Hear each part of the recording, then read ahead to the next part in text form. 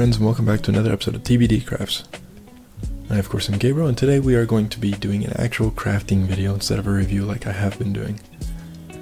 I really just haven't had time. Me and my wife are between houses right now trying to figure out where to live, and so I've been putting out these smaller videos that are easier for me to make. And today I'm going to be modifying this Captain America using these here magnets. I'm going to go ahead and embed a magnet in his arm, right at the forearm and in the center of the shield, and one on his back with another magnet towards the edge of his shield. At least that's the plan. That was the plan originally.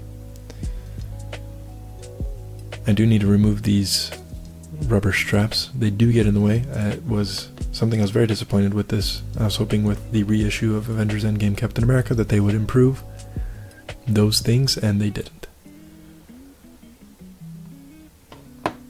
So without further ado, we're going to go into it with a nice cup of warm water to soften up the plastic so I can pop his arm out. You leave it in there for a couple minutes. For you guys, it was just a second.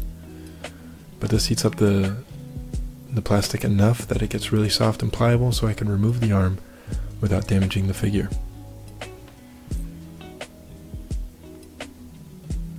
This will also make removing the pin in his elbow and forearm a lot easier as well, which is something that's nice about these older figures, the pins. I do much rather prefer the new figures with pinless arms and legs, but when it comes to customizing and modifying, the pins are amazing, especially when they have double jointed elbows like this here Captain America. When it comes to things like the Black Series, Clone Wars, or the Clones, the Jedi, where they have a hinge and swivel in the arm, that's easier. With these double elbows on these Marvel figures, it's a little more difficult, and having pins makes it a lot easier because you can just go ahead and pop them out using a tool like this small Allen wrench that I have that fits perfectly in the hole and pushes the pin right out with little effort.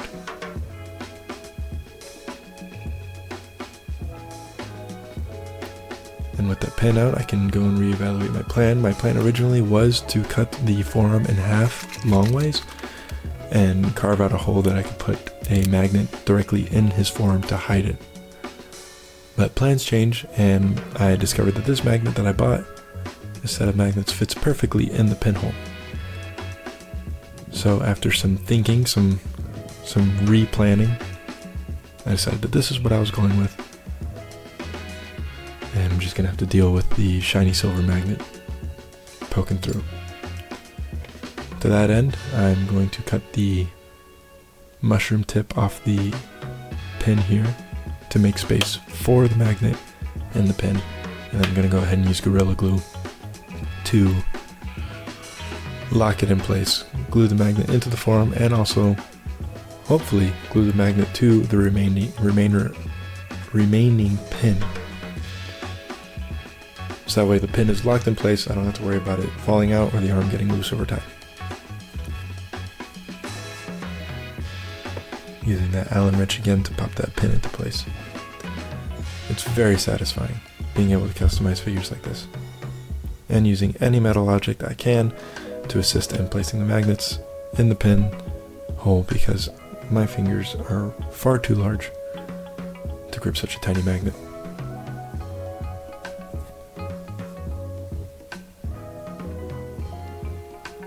After heating the shield a little bit too, we're moving on here. We're going to go ahead and cut off the straps.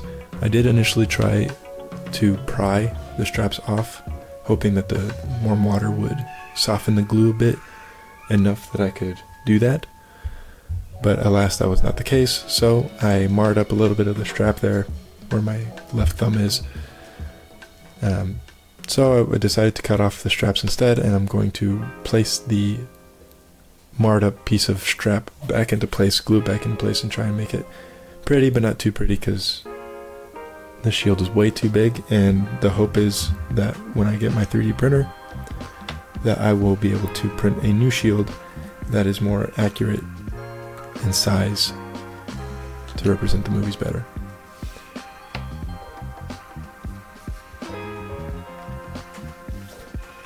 And I'm replacing the straps with this sheet of leather that I got at Hobby Lobby on clearance in an effort to be authentic to what Captain America has on his shield, what the types of straps he has. They're leather in the film. So to that end, I'm using this sheet of leather. Honestly, probably could have used something thinner, like a polystyrene. Probably would have helped with the magnet attachment better. But like I said, this is not something that I'm super invested in. It's just something I had the idea, had the inspiration, and wanted to get it done quick and easy, make a video so I can put it out for you guys. And maybe inspire some of you to do something similar. At the end of the day, that is the goal. You can see here I'm testing out this magnet's location, seeing how well it'll work. It doesn't work with the pin in his arm. That magnet is much smaller and the weight of it just kind of makes it spin around and shift. So I'm messing around with magnet location right now. I decided to drill a small hole into the middle of the shield so I can embed one of those other tiny magnets, and instead decided to use small strips of sheet metal instead. You can see me messing with that right now, just to help minimize the gap between Cap's arm and the shield. Now that we have his arm done, I went ahead and drilled a hole in his back to put one of those larger magnets back there. It's not super pretty, but it gets the job done, and I'm using this Milliput. It's a 2-part epoxy putty. Mixing it up, making sure it's nice and well blended, so I can just shove it into his back. That way I have somewhere for the magnet to stop so it doesn't accidentally fall into his back while I am gluing it in place. The epoxy putty serves as a stopper for the magnet so it doesn't fall through, like I said, and I will be securing it further with super glue using this magnet to help seat it in place so it doesn't fall through, so I can press fit it nicely in place, and making sure that none of the articulation is affected or hindered by the Milliput or the subsequent glue. And with that, it's all about just waiting now, playing the waiting game, waiting for it to cure, and I'll see you guys in the final shots.